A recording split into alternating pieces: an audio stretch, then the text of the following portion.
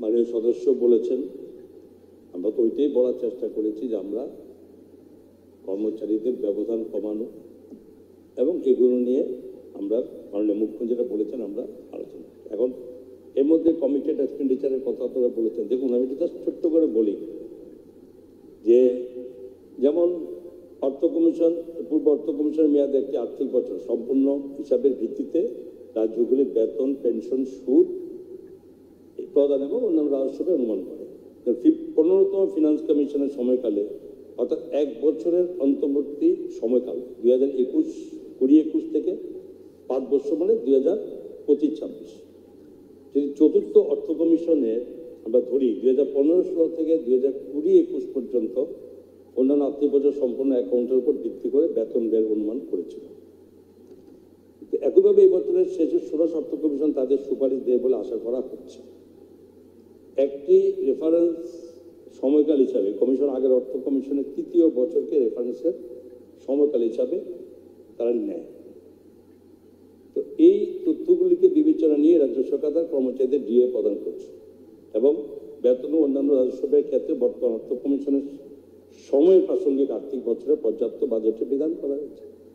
রাজ্যের আর্থিক সক্ষমতা বৃদ্ধি করে এই অনুযায়ী অর্থ আমরা দিতে যাচ্ছি।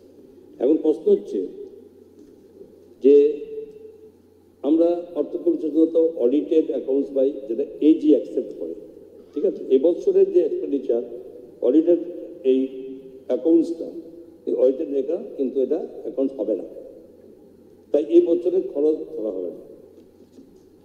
স্বাভাবিকভাবেই যে আমরা কেন্দ্রীয় বেতনে আপনি বলেছেন কমিশন 2.72 ফ্যাক্টর সাধারণ কর্মচারীদের ক্ষেত্রে এটা দেয়।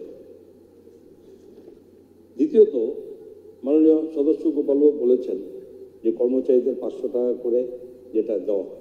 আমি তো বাবার আপনি বলার চেষ্টা করছি, আপনি তো শুনেন না। মুশকিল হচ্ছে এটা শুনলে পরে এই তথ্যটা ফার্দার করতেন না।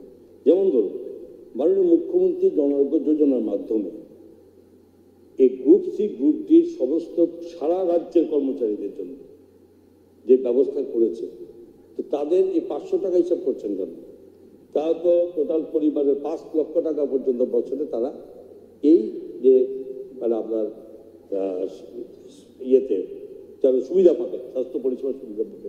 তো এইটা আপনার চোখের সুবিধা লাগছে না, সেটা আপনার ব্যাপার। কিন্তু আমাদের বক্তব্য হচ্ছে সরকার কি করেছে সেটা আপনাকে সঠিক বলতে হবে। আপনি বোঝেন না বোঝেন সেটা আপনার ব্যাপার, এটা ব্যক্তিগত ব্যাপার। আমাদের দায়িত্ব সবাতে দাঁড়িয়ে কথা বলা, শুনবে সবাই, রাজ্য মানুষ দেখছে।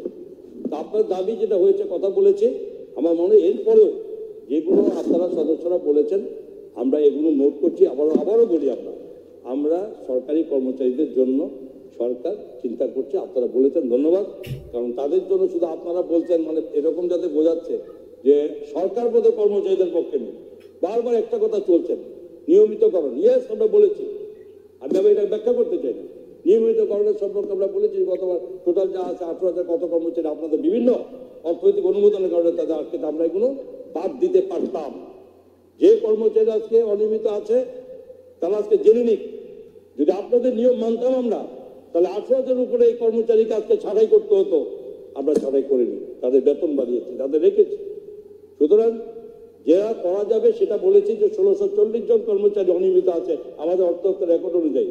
আমরা তাদের নিয়ে খুব সহজে আমরা ভাবছি আজকে 10,000 টাকা পাই, তাদের কর্মচারীতে আমরা করি, তাহলে তাদের বেতন অনুযায়ী প্রায় 26,000 টাকা মতো। সুতরাং অপেক্ষা করুন, দেখতে থাকুন। অধৈর্য আপনারা হবেন না। আপনাদের অধৈর্য থেকে তো কর্মচারীরা মনে করবে যে বোধহয় আমরা কিছু করছি না। মাননীয়